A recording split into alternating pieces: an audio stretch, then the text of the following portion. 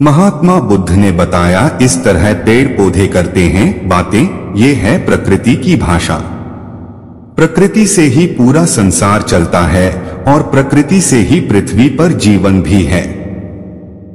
जिस दिन प्रकृति किसी चीज से नाराज हो जाती है, उस दिन कई तरह की परेशानियां मनुष्य देखता है। महात्मा बुद्ध ने अपने भक्त को बताया कि किस तरह प्रकृति मनुष्य से बात करती है और उसका जीवन में कितना महत्वपूर्ण रोल भी है। एक दिन महात्मा बुद्ध एक वृक्ष को नमन कर रहे थे। दूर खड़े एक भिक्षु ने देखा तो उसे हैरानी हुई।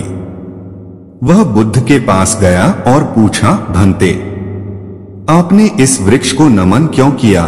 भिक्षु की बातें सुनकर बुद्ध ने जवाब में कहा, क्या इस वृक्ष को मेरे नमन करने से कुछ अनहोनी हो गई? शिष्य बोला, नहीं भगवान, ऐसी बात नहीं, पर मुझे यह देखकर थोड़ी हैरानी अवश्य हुई कि आप जैसा ज्ञानी महापुरुष इस वृक्ष को नमस्कार कर रहा है, जबकि यह न तो आपकी किसी बात का उत्तर दे सकता है और न ही आपके नमन करने पर अपनी प्रसन्नता जाहिर कर सकता है। बुद्ध मुस्कुराए और उन्होंने कहा, वत्स, तुम्हारा सोचना गलत है।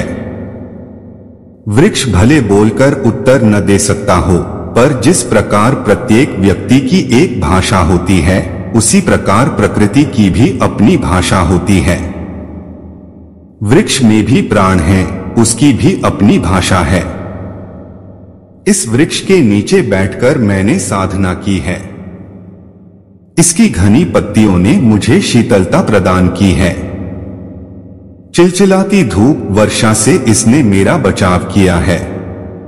प्रत्येक पल इसने मेरी सुरक्षा की। इसके प्रति कृतज्ञता व्यक्त करना मेरा परम कर्तव्य है। और बात सिर्फ इस पेड़ की नहीं है। प्रत्येक जीव को समस्त प्रकृति का कृतज्ञ होना चाहिए। आगे बुद्ध ने समझाया, तुम इस वृक्ष की ओर ध्यान से देखो।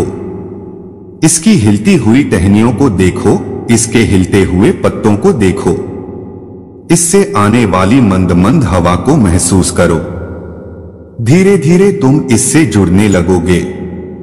फिर महसूस करोगे कि ये वृक्ष बातें भी करते हैं। बुद्ध की बात पर शिष्य ने वृक्ष को नए आलोक में देखा तो उसे अनुभव हुआ, सचमुच वृक्ष की पत्तियां, शाखाएं, फूल मन को एक अद्भुत शांति प्रदान कर रहे हैं। अब शिष्य भी वृक्ष के सम्मान में झुक गया।